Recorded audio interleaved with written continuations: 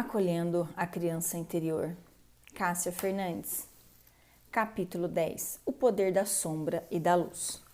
Carl Gustav Jung é um dos principais nomes conhecidos por explorar esse lado sombrio das pessoas.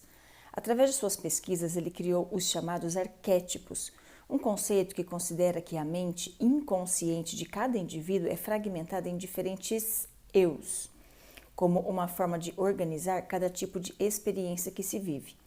O arquétipo da sombra representa o lado conturbado da nossa psique, que contém os nossos sentimentos mais primitivos, como instintos, impulsos, fraquezas, desejos e medos que foram reprimidos. Para ele, tudo isso está presente dentro de todos os seres humanos e, em muitos casos, pode se tornar uma grande fonte de energia criativa. Nascemos com uma página em branco, mas logo na infância aprendemos que é preciso nos encaixarmos a determinados padrões para sermos aceitos. Então aprendemos a nos fragmentar e não sermos inteiros. Todos nós somos formados por luz e sombra em nossa criação. À medida que vamos vivendo experiências difíceis em nossas vidas, vamos integrando de forma mais acentuada uma ou outra. Vamos nos identificando e nos aproximando mais de uma ou de outra energia, luz ou sombra.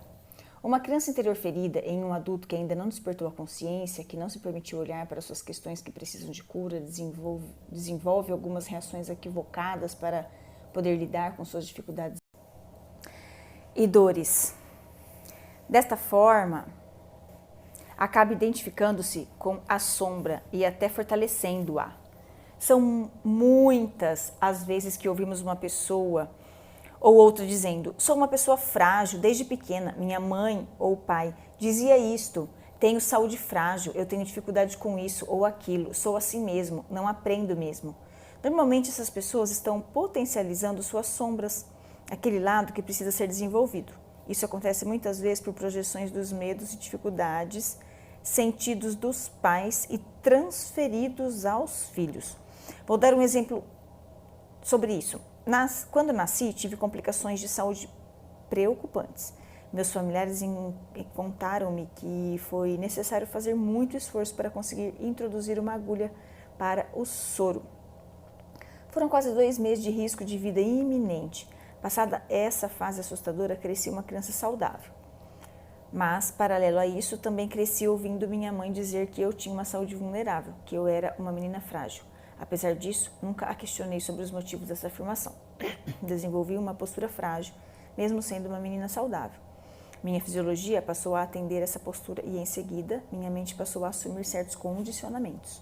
Só depois de adulta, quando aprendi a questionar minha identificação, entendi que demandar cuidados era o jeito de conseguir mais atenção de minha mãe, em decorrência do susto que foi quase ter me perdido ao nascer. Quando eu busquei autoconhecimento e cura emocional de muitas limitações que tinham se formado, é que rompi com algo que estava me adoecendo. Saí do casulo lentamente e iniciei meu processo de libertação.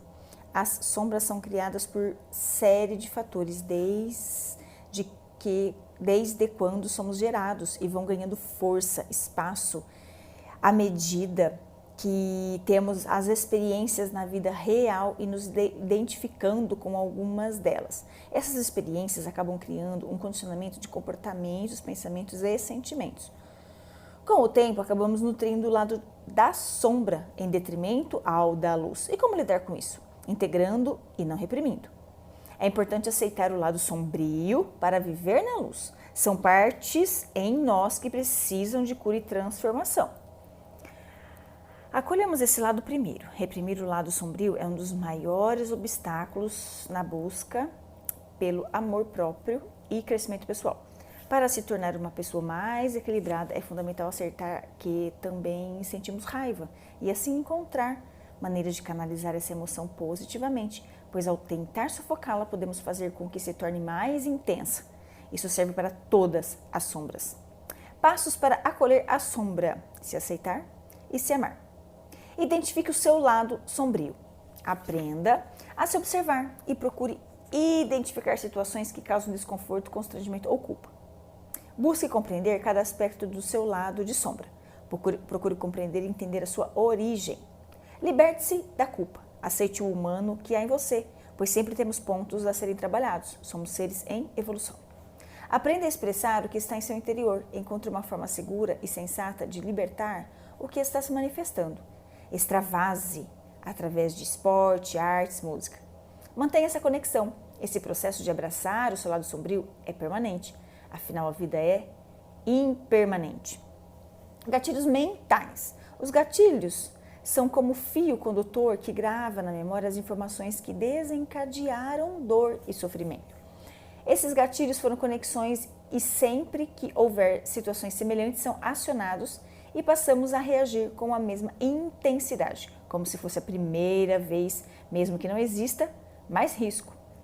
Eles funcionam como um sistema de defesa, porém, ser muita lógica por ser uma visão distorcida da realidade, com base nas dores acumuladas do passado.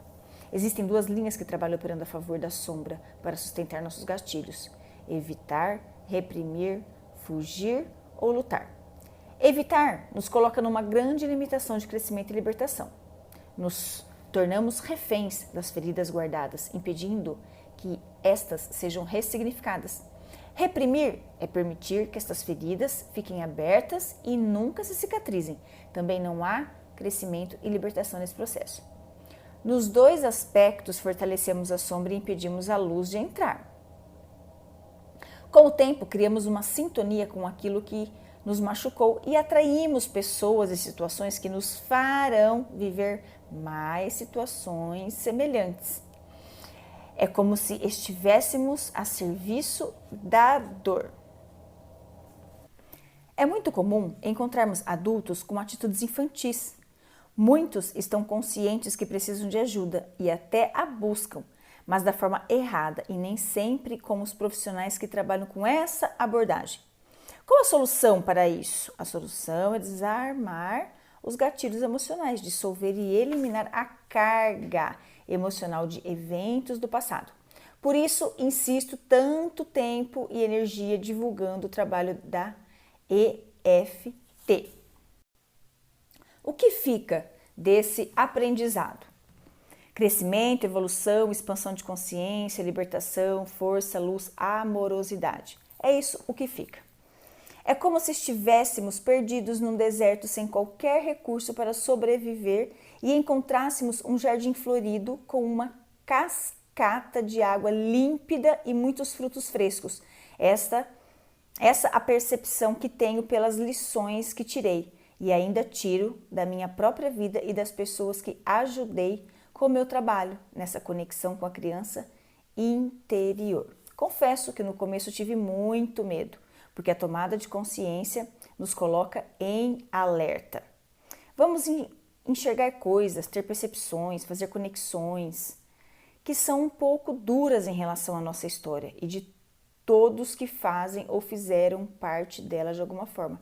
Em alguns casos, vamos precisar romper o drama e sair do mundo das histórias para nos libertarmos dos emaranhados em que nos encontramos. Isso significa romper um ciclo de sofrimento que, por mais doloroso que seja, nos vincula a algum sofrimento familiar. É duro enxergar que pode ser que estivéssemos romantizando, idolatrando nossos pais como seres perfeitos e livres de erros, ou que pudessem estar livres de repetições de padrões do seu sistema familiar. Como se eles pudessem não correr o risco de estar a serviço dos emaranhados herdados do seu sistema familiar. Isso nos alienou. É duro também reconhecer a responsabilidade que nos cabe em meio a tudo em nossas vidas. Assumir o adulto, né? Sermos pais da nossa criança interior. Porém, esse é o caminho. E na medida que vai sendo percorrido, tudo vai se transformando. Aprendemos com toda essa leitura a ter mais compaixão por nós mesmos, sermos nossos melhores amigos, repensarmos valores, crenças. É um caminho sagrado esse acolhimento e cura da criança interior. E a partir desses relatos cumpro mais um propósito, que é o de espalhar e conscientizar mais pessoas da importância de focar essa parte essencial das nossas vidas.